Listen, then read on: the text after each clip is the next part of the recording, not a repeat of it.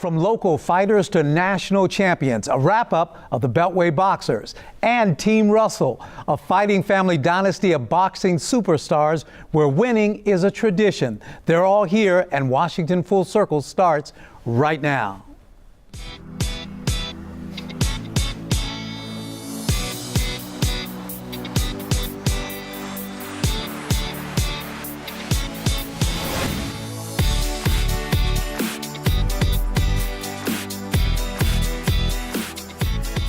Welcome to Washington Full Circle. I'm Furman Patterson.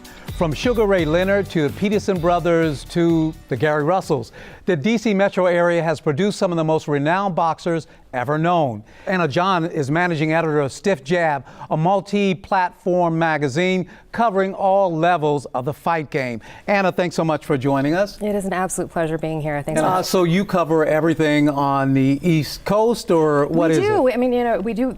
Our focus is obviously on Washington, D.C., but we have traveled to the Garden in New York. We go to Atlantic City regularly. So it's a little bit of an East Coast blog, but obviously our heart and our focus is D.C. Right here. Right here. And it should be, considering the current renaissance that is occurring within the local fight scene. So now tell us, what is that made of? Is it amateur, professional boxing, just for those unschooled boxing? So starting with like the Golden Gloves and moving on up, there's just so much to look out for. I spoke to a boxing writer who was saying it seems like every interesting prospect these days is coming out of DC, and I was like, yeah, absolutely. So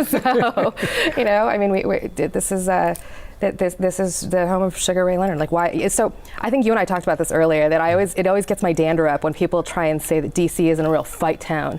Philly's a fight town, New York's a fight town, and I'm like, you can just take that to stand elsewhere. No, and I think that you can really look to the Peterson brothers for inspiring a whole generation of kids who perhaps didn't consider including boxing in their dreams. Normally young people are like, oh, I want to be in the NBA, I want to do this, I want to play football. But the Peterson brothers, and Lamont in particular, they've really ignited a spark among local youth.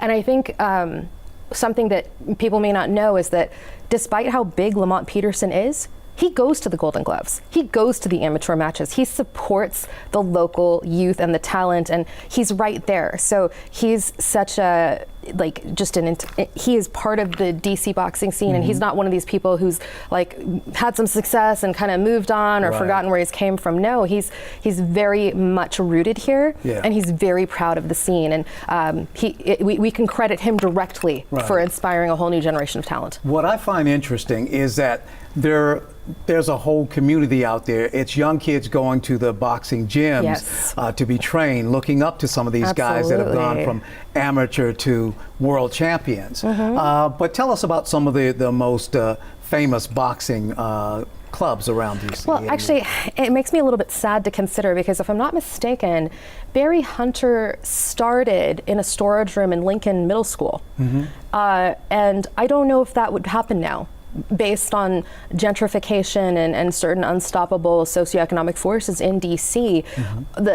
I don't know if it's as possible to say, I'm going to have a boxing gym in DC. I'm going to do something for my local community and give the youth a place to do something constructive with their lives. You're more likely to see that, maybe in Southeast or in PG County. So that does make me a little bit sad, because I do think that there are still plenty of young people in DC who would benefit so much from the kind of structure that Barry Hunter provides to his kids. I mean, Barry Hunter took the Peterson brothers, who had an extremely rough start in life.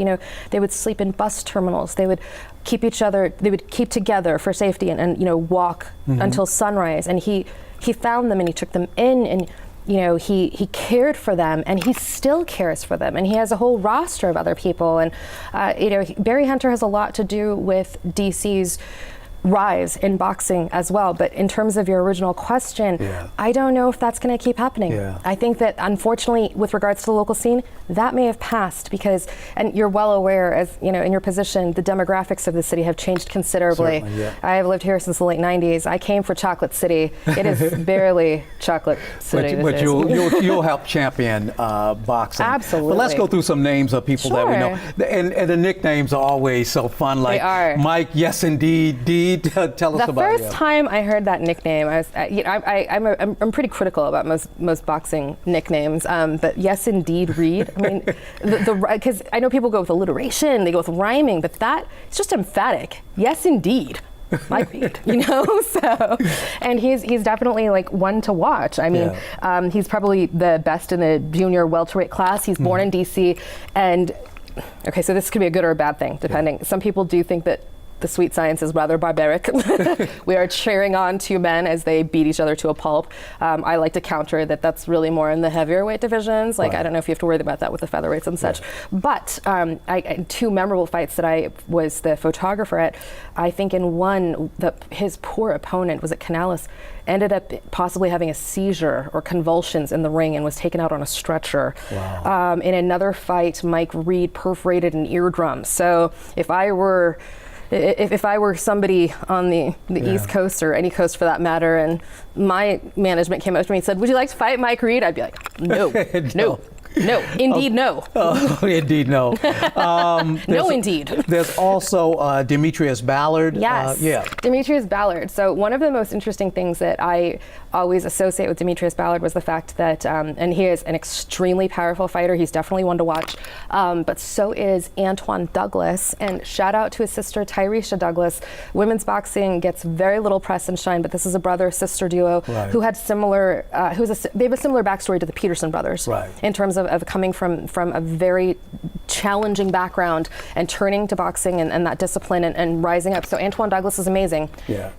They say that Demetrius Ballard hasn't faced somebody in the pros that was as difficult as Antoine Douglas was. Wow, we're out of time, but so much to talk about. Absolutely. Please come back here. It would be my pleasure. Thank you for having us. Up next, Team Russell. The father and sons are all named Gary Russell, and winning boxing championships runs in the family. Washington Full Circle will be right back after this.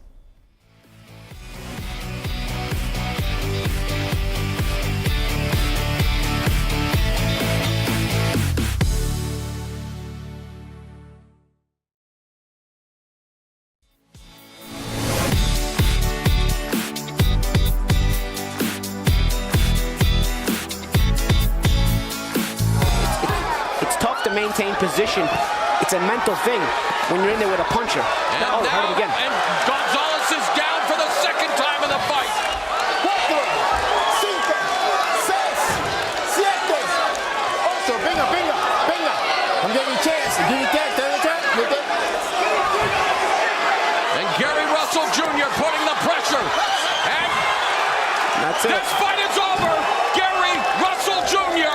is the new WBC featherweight champion as he becomes a 126-pound kingpin in his second crack at the belt. I'll tell you that. And that's the kind of boxing talent that runs in the family with Team Russell. Welcome back to Washington Full Circle. Our spotlight today is on the local boxing dynasty. Father and coach Gary Russell Sr. trained each of his sons in the basement of his home to become champions. Gary Russell Jr., Gary Allen Jr., Gary Antonio Russell, and Gary Antoine Russell. They're all here today. Thanks so much for joining us. Thank you for having us. And thank you so much for bringing this in, bringing in the bling. So, Mr. Russell, tell us, first of all, everyone wants to know about the name Gary. Why Gary for everyone? My wife and I attempted to have kids and was unsuccessful. We made a pact. If it's a boy, we name it after me. If it's a girl, after her. Junior came, then Alan, then Antonio, and let's call him Gary. I can give him different middle names. It was much easier, right? Much easier. Why mess up a good thing? Okay. So When did you decide that you wanted your sons to be boxers, and how did you do it in the start?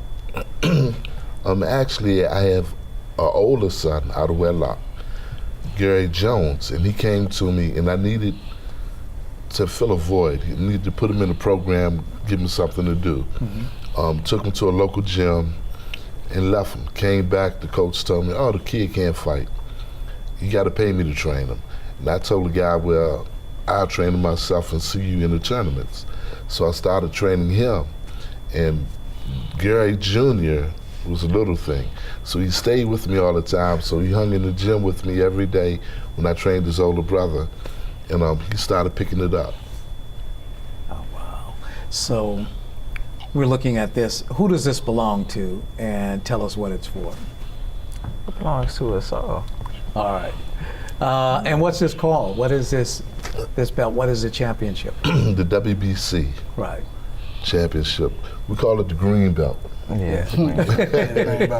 Green belt is more prestigious than a lot of the other titles. It's 4 titles in each weight class: the WBC, the WBA, the IBF, and the WBO. Right. And this was one of the biggest belts that you can receive. Well, congratulations to you all on this. We saw a clip just a few seconds ago. Tell us what that was all about. Oh man, that was all about years and years and years of hard work, dedication, focusedness, humbling myself, listening to the instructions from my father. And it all manifested on that particular day. A lot of reporters, they asked me about how did I feel at that particular moment. I was more excited, more happy for my father than I was for myself. I watched my father put his entire life on hold just for me and my younger brothers. That's amazing. And to see, I pride myself on going to the gym, working hard, being one of the hardest workers. Even when I'm sick, I'm under the weather, whatever the problems are, birthdays, anniversaries, whatever the situation was, holidays, we're in the gym. Right. We're training, but I also have to take a step back and realize that he's also in the gym as well. My dad, so to watch him sacrifice everything that he had for us and to have the opportunity to see it unfold at that particular moment, I was more excited for my dad than I was for myself. So I'm just glad that God used me as a vessel to give him what it is that he wanted. And he also wants championships for his other sons. Antoine has been in the news lately. Tell us what you've been up to. Same. I've been through the same old. Yeah. Same routine. Wake up, train, pray, stay humble, and feed off my family. Yeah. I've been excelling in many different parts and regions. Mentally, I've been excelling. Physically, I've been excelling. Bringing the family closer together.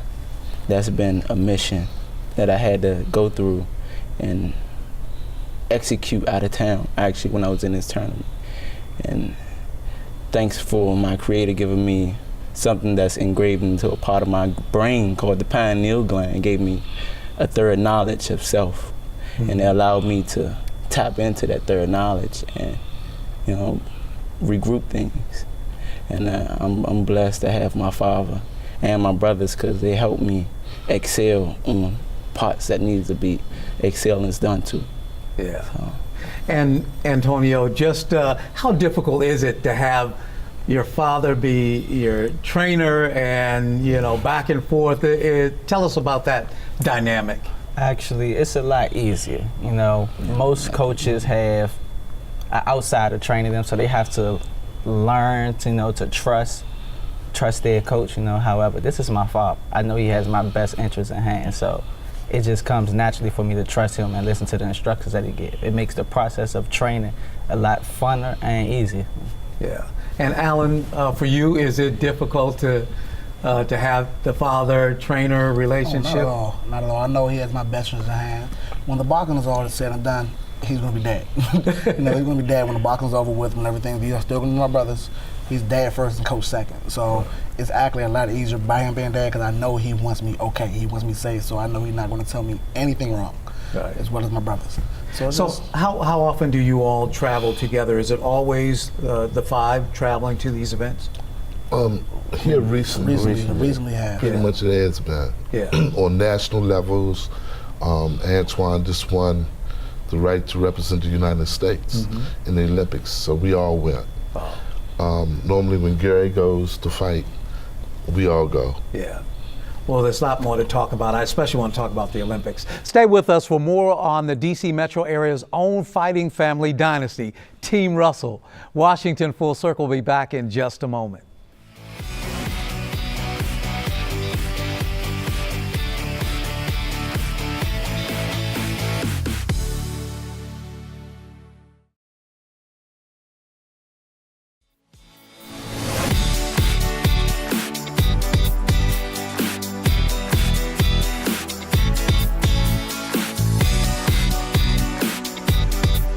Welcome back to our spotlight on Team Russell, the D.C. area's boxing family. Now, Gary Russell Jr., you said that there's a flip side to this father-manager thing. Tell us what you meant about that. Man, like I say, sometimes me and my younger brothers, we leave the gym feeling like we're the worst fighters ever. You know, some of the concepts and that we're working on in the gym, certain type of combinations or positions that we're working on, we just can't quite grasp the concept. And he's real firm on his approach, on how he teaches this stuff. You know, so sometimes he's yelling at us in the gym, and 20 minutes later when we're at home, he's back laughing and joking and cooking dinner and wanted to watch a movie with him. Like, aren't you the same person that was just yelling at us in the gym? You know, but it's cool because he has a way of knowing how to separate the two. That's the benefit of it. And also the benefit is 3, 4 o'clock in the morning. Yeah. When we are feeling troubled about our positions not being correct, I go and be like, Dad, is this right? Wake him up, Dad. Is this right? All right, cool. All right, I got it. I go back and lay down. Right. You know, we have that option to do that, you know, Right. with my father being my coach. So that's cool as well. For you, Dad, does it ever feel like you have to straddle that complex relationship between father and trainer? No, not now. I think I've gotten used to it. It's been doing it so long. You know, I can separate the two from being dad and being coach. Right. So it comes easy. Okay. So, Alan, tell us about we had a guest earlier talking about the disappearance of gyms in the D.C. metro area. Does it feel like there won't be any more of these gyms like your father established, or what do you see? Oh, I definitely see more gyms coming in the making. As far as the youth, I doubt the gentrification that's going to happen with the majority of the youth. I doubt it'll be the same as it is now. You know, I believe things are going to change dramatically. I think the competition level with the fighters is definitely going to go down a great deal. Yeah. As far as gentrification, it's no longer Chocolate City, so they're taking away what makes fighting technically. Right. Antonio, do you see the same thing, or do you think there's hope for gyms? I mean, honestly, I do believe there's hope because it's people out here who care about kids. And however, they see gentrification is happening, so it's taking a lot of melanated people out of the loop of boxing because they don't have a home to go to. You know, and I truly believe, I look at my dad and see how he takes in a lot of kids who just been out on the street, want to do drugs and everything, and they get into the gym and their grades get picked up in school. You know, they staying out of trouble and everything. And I think other people vibe off of that. And I truly believe people would start seeing the change and willing to help out and uplift more melanated kids and get them off the street and help. And if boxing is a door to do so, I think it will happen a lot more. Yeah, and you do read a lot of stories about boxing families, about young kids that had some trouble in the past or even were homeless, and through boxing rings and boxing camps, they went on the championship, so their life turned around. You still deal with a lot of other, aside from your own sons, do you still deal with a lot of kids as far as training? Absolutely. Yeah. Absolutely. I think we have about 35, 40 kids to come through. Regularly.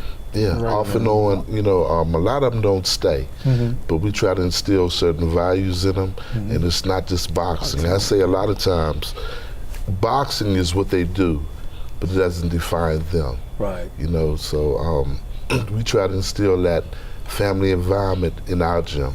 Right. And so, Antoine, tell us about the path toward being in the Olympics. You've been doing a lot. I've seen you in the news lately. Tell us what that's all about.